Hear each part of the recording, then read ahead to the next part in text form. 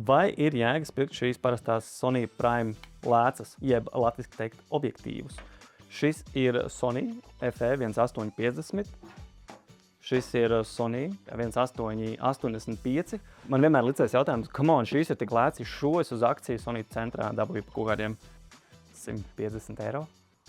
Tas burtiski gan jau pakaļmet viņas. Un man, protams, bija šaubas, vai vajag. Bet man šeit studijā, kruspiņā liekot divas kameras, prasījās, lai divi vienādi objektīvi, līdz ar to tad ir vienāds krāsas, vienāds dziļums, un es varu tīri uztrāpīt gaismas, lai viss izskatās identiski. Un man bija doma pirkt varbūt kaut ko nopietnāku, kaut ko dārgāku. Bet es noriskēju ar šo objektīvu, un es esmu tik patīkami pārsteigts. Vienīgais lielais mīnus viņam ir, viņš, kad zoomo fokusam, un kad fokus tur strādā, viņam var dzirdēt, viņš ir tik skaļš, ir fokusēs, varbūt izmā var pat šeit ieslēgt, varbūt dzirdēsim. Jā, var dzirdēt, spielikšu tā tuvāk.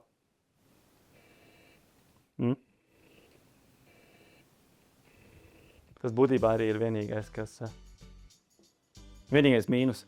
Viņš, protams, nav tik dzidrs kā tur Sigma vai G-Masters, tieši 50 nav tik dzidrs. Bet, ja es apgaismoju pareizi tieši filmēšanas laukumā tā, kā es gribu, lai tas viss izskatās, man neviens klients vēl nav pateicis.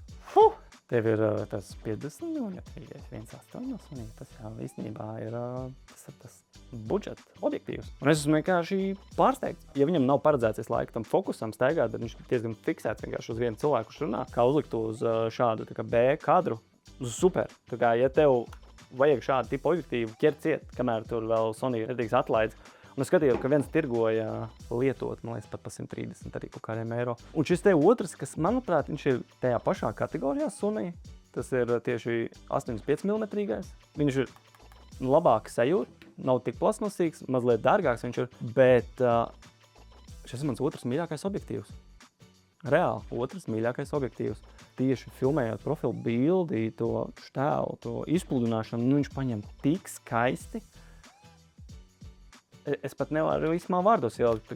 Gan es vienmēr, kur man ir jāiet pie kāda klienta, un mēs filmējam ar divām kamerām, kuras, ticamāk, viena ir tā, kas ir tur, kas ir 4. kamera ar Sigma 2470, un otrs man būs šis.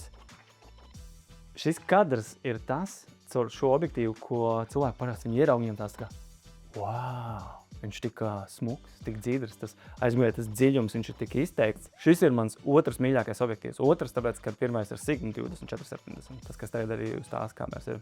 Ja tu domā, vai ir vērts šitos divus pirkt, šito pilnīgi noteikti, tad, ja tu zini, ka tev der kādam kadram, kurš nav tā kā ritīgi svarīgs, bet viņš ir tā kā otrais, varbūt 3. līmeņa kadrs. Absolūti. Tā kā te man studijā, kur vajag krustiņa, pirmsim ielikt kameras, kur sarunājās cilvēki, tieši kur runājās cilvēki, un tu zini, ka tur būs normāla gaisma, pilnībā pietiek, tur nav ko iespringt. Bet šo 85 var noteikt. Es nezinu, kāpēc viņš ir tik lēts, manuprāt, viņam vajadzētu būt dārgākam, bet viņš ir tik labs, ka es nevaru tiešām vārdos ielikt.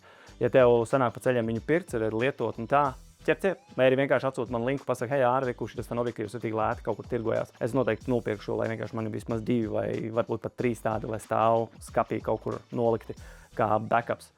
Ļoti labi objektīvi. Man nav kur piesieties.